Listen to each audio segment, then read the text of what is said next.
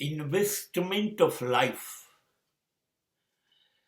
and rebate is zero.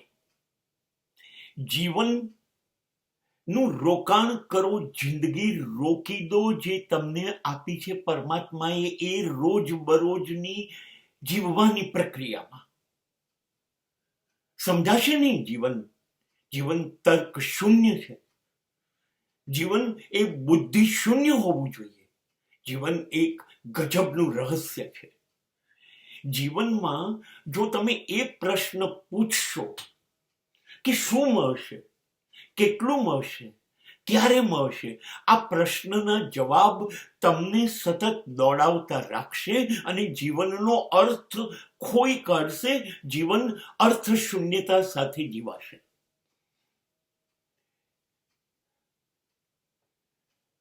શું મળશે, ક્યારે મળશે, કેટલું મળશે?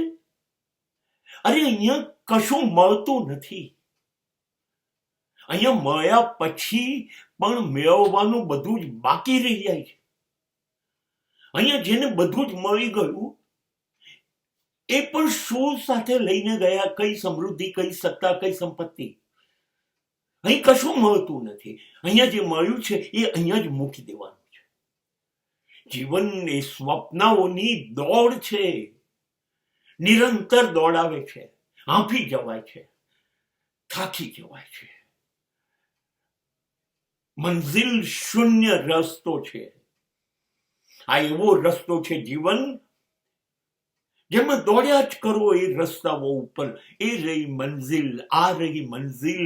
મંઝિલ દેખાય છે, પહોંચાતું નથી. જેમ કે પૃથ્વી પર ક્ષિતિજનું અસ્તિત્વ નથી. જ્યાં પહોંચો ત્યાંથી અસ્તિત્વને ક્ષિતિજ દૂર દેખાય છે. જિંદગી એ સ્વપ્નાઓની દોડ છે. જિંદગી એ મંઝિલ નથી, શૂન્ય મંઝિલ છે.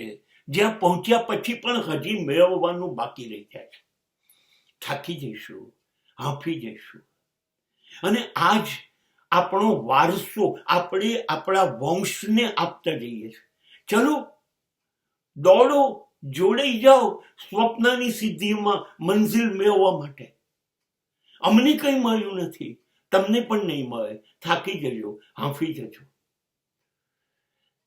સંસારનો અર્થ જ એ છે અસંતોષ, અસંતોષ, અસંતોષ.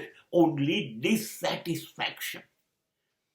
ક્યારેય બધું મળ્યા પછી પણ કોઈને બધું મળી ગયું એવો સંતોષ થયો નથી. અને આ રહી ગયું, હું રહી ગયો. આ અસંતોષ સાથે જ છેલ્લે માટીમાં આપણે મળવાનું રહે છે.